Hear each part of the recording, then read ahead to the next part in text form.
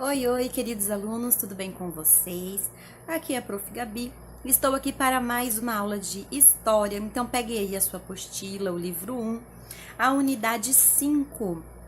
Na aula passada, nós fizemos a introdução desta unidade, que tem como título As Primeiras Civilizações Indígenas das Américas. Antes dos europeus chegarem aqui na América, alguns povos indígenas viviam aqui, como nós já sabemos, né? E então, na aula passada, nós comentamos sobre os principais, que eram os astecas, os maias e os incas, e hoje, na aula de hoje, nós vamos falar especificamente a respeito dos maias, que eram os povos que eles viviam na região da América Central, certo? Então, vamos falar um pouquinho sobre ele. Existiam povos maias no México e também a maior quantidade na América Central. Então, eu estarei fazendo a leitura, peço que vocês acompanhem aí na apostila de vocês que vocês têm em mãos, ou também aqui no material que a professora tem aqui para vocês estarem acompanhando, tá bom? Por volta do ano 7000 a.C., grupos de caçadores e coletores da América Central, também chamada de Mesoamérica, começaram a cultivar plantas que encontravam na natureza. Era o início da sedentarização e da agricultura na região. Olha como que a agricultura ela é antiga, né? Ao longo de 5.000 anos, a agricultura foi aperfeiçoada por meio de técnicas e de um sistema de irrigação. Olha só, já começou ali um sistema de irrigação. Isso permitiu que o excedente da produção agrícola passasse a ser comercializado nos primeiros centros urbanos fundados aproximadamente em 2500 a.C. A partir de então, a população maia cresceu e as atividades produtivas passaram a ser realizadas por trabalhadores especializados. Já o governo de cada cidade maia foi centralizado nas mãos de um rei. Eles tinham ali, então, um rei. Foi desse processo que, a partir do ano 300, os maias se organizaram em mais de 50 cidades-estados que eram pequenos reinos rivais. Né? Infelizmente, essas 50 cidades-estados eram rivais, brigavam entre si.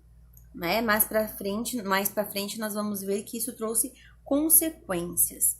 Então, aqui nós temos uma imagem, é uma imagem das ruínas da cidade de Tikal, na Guatemala, né? Nas cidades maias. O principal local era o centro cerimonial, onde eram realizados rituais religiosos ou atividades de caráter político. Né? Olha só que construção bonita, né? Página 130, vou abrir aqui também na minha apostila que eu tenho em mãos. Peço que vocês acompanhem a leitura, certo? No portal Edros, há uma dica divertida de tour virtual pelas ruínas de Tikal, considerada a maior cidade maia. Atualmente, Tikal, com suas imensas pirâmides e inúmeras ruínas, é um dos principais legados arqueológicos da civilização maia. Olha que interessante, né? E é uma região que atrai muitos turistas. A área urbana dos reinos maias era a sede administrativa da cidade-estado. Nela viviam um rei, a nobreza, que administrava a cidade, e os sacerdotes que cuidavam dos templos. Também viviam ali mercadores e artesãos que realizavam atividades comerciais e os construtores que trabalhavam nas edificações públicas, como os templos. Então, nós acabamos de ver aqui um pouquinho da divisão da civilização, como que era a população. Né? Na área urbana, então, tinha a sede administrativa e ali vivia o rei, a nobreza, né? Os sacerdotes, e também viviam os mercadores e artesãos que faziam as atividades comerciais. Então, vamos continuar a leitura no terceiro parágrafo. A maior parte da população maia era composta de agricultores que habitavam a área rural, formada por aldeias localizadas nas florestas. Então, nós vimos como que era a divisão ali da civilização, né? Os cidadãos que viviam na cidade Eles eram reis, nobres, sacerdotes e também aqueles comerciantes, né, como artesãos e mercadores. E na zona rural tinham aldeias que eram localizadas nas florestas, e o trabalho ali que predominava era a agricultura, então tinha muitos agricultores. O trabalho dos agricultores era a principal atividade da economia maia. Entre os principais gêneros agrícolas produzidos estavam o feijão, a mandioca, a batata, o algodão, o tomate e o milho. A base da alimentação maia era o milho. Mais para frente nós vamos ver que comiam milho praticamente de manhã, na hora do almoço, à tarde e à noite. Então era realmente a base da alimentação. Apesar de as cidades-estados maias serem rivais, elas tinham uma cultura semelhante. Na religião, por exemplo, eram politeístas, ou seja, acreditavam em vários deuses e, para cultuá-los, construíram muitos templos.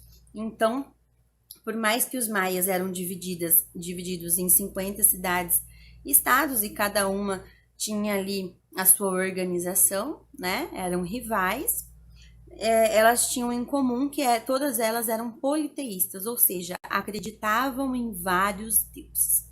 E agora nós vamos para a leitura ali, conhecimentos desenvolvidos pelos maias. Vamos ver um pouquinho o que foi que os maias, quais conhecimentos eles deixaram, né? Os maias desenvolveram um sistema de escrita mais antigos do continente americano, chamado glifos, cujos símbolos eram moldados em argilas e gravados em pedra ou madeira, ou pintados em objetos de cerâmica. Os registros maias diziam respeito principalmente a acontecimentos importantes, guerras, rituais, contagem de colheitas e impostos. Havia também glifos maias que sozinhos formavam palavras, como os nomes de cidades e títulos soberanos, enquanto outros símbolos podiam representar sílabas que, quando eram unidas, formavam palavras. O sistema de escrita maia era bastante complexo, contendo cerca de 800 sinais e símbolos que até hoje não foram completamente decifrados pelos pesquisadores. Ou seja, ainda existem símbolos, né, da escrita maia que não sabemos o seu significado, que os historiadores ainda não sabem o que significa. Página 131, nós temos aqui então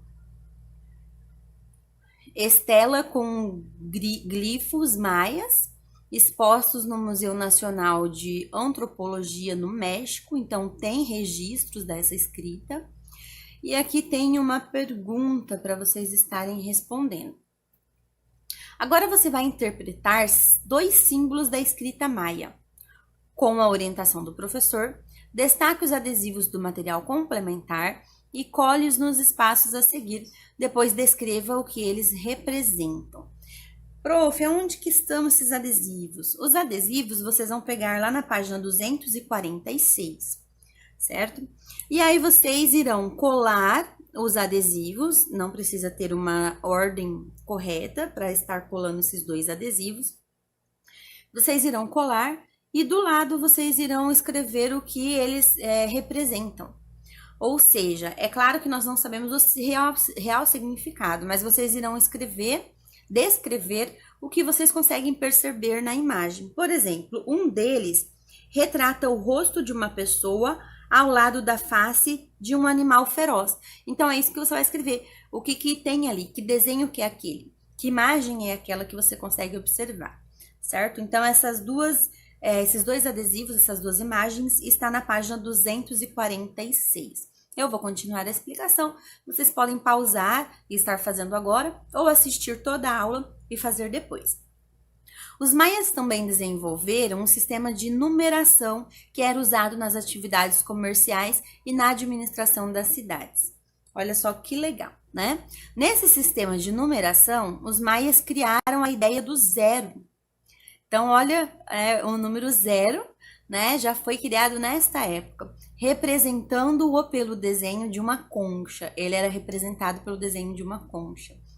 né? E é muito importante termos o conhecimento dos números, principalmente nas questões comerciais, né?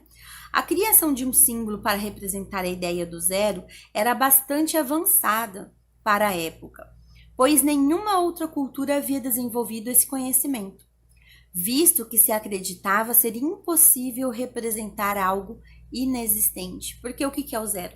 Né? Se a gente for pensar, o zero é nada. E como que a gente vai representar o nada? Como que a gente vai representar o que não existe? Então, para a época, essa foi uma invenção, né, bem avançada.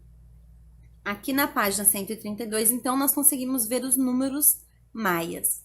E aqui diz assim, vamos aproximar só um pouquinho.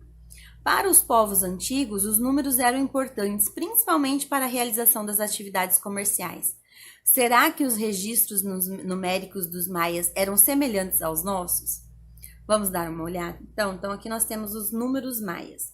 Olha, o zero, ele era representado por uma concha, né? Que nós acabamos de ver. Então, nós temos ali, olha, 1, o 2, o 3, o 4. Era representado ali com quantidades. 1 pontinho, 2 pontinhos, 3 pontinhos, 4. Cada barra vale 5. Então, ali no 5 tem uma barra. No 6, uma barra mais 1, né? Que cada barra vale 5. Olha o 10. O 10 são 2 barras. Então, assim por diante.